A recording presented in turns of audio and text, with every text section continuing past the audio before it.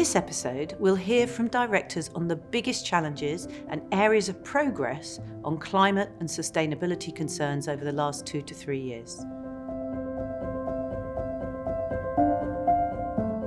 So much has changed in the last 2 or 3 years at board level, and certainly since we started working on this in 2019. I mean, the recognition of boards of the issues is unrecognizable, really. It was barely on the board agenda for most companies, and now it's pervasive.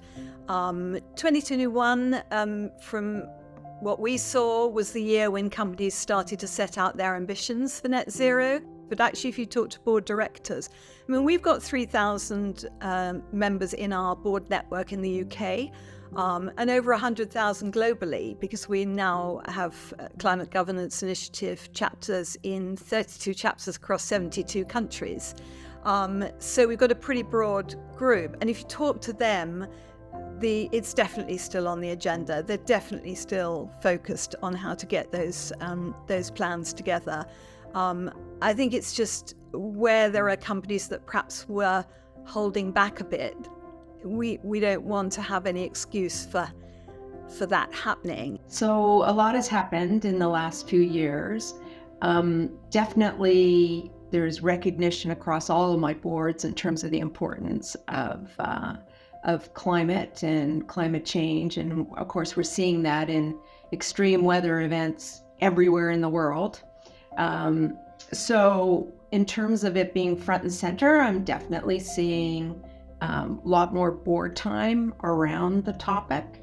And I'm also seeing it integrated in typical processes. So, the strategy process in all of the boards, climate is totally embedded from what I'm seeing. And then on the standards front, of course, there's been a lot of evolution on that. A few years ago, we were just talking about how we had so many different frameworks and bodies, and everybody was trying to meet everything, and it was literally the alphabet soup. Now we see, some coalition around, the international sustainability standards, as well as the SEC coming out with a rule. So we're getting there, I think, in terms of getting at least, more consistent standards, which will help a lot. So that's been a big evolution in the last couple of years. Obviously, I think that the biggest challenge in the last 2 to 3 years, maybe for climate-related topics in the board was, I think, the pandemic. Nevertheless, on the other side, I think we also had really huge steps forward. We have climate adoption and the necessity for us on each and every board member's agenda.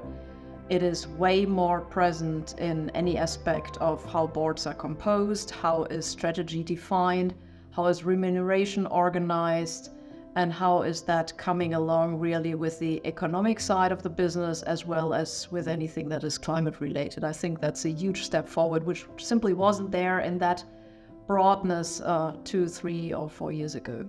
One other development over the last couple of years is that companies are trying to learn to deal better with the balance between the different stakeholders. Society wants companies to be more sustainable. Employees want to work for more sustainable company. At the same moment, investors want to make money also. And logically, and therefore companies should balance those interests. I do feel that it's being talked about less, but it is definitely not less of a priority. If anything, it's more. And the reason for this comes from the stakeholders. But all stakeholders are demanding that boards pay attention. And it goes right down the list from investors to consumers to the communities and most importantly, the employees. So what has changed the last 2 or 3 years? Well, I think what at least I have observed with our corporate partners is that there seems to have been a mindset shift, I think, at least at the managerial level. If we look a little bit outside of the context of the board, where I think, I mean, a couple of years ago, you couldn't sit down and have a granular discussion with your CEO on, your scope 3 reductions, or how do you link remuneration to climate performance? How do you set, carbon pricing, and what impact will that have on your investments? But I think today you can do that. But I wouldn't say that this mindset shift has reached the level of board directors yet.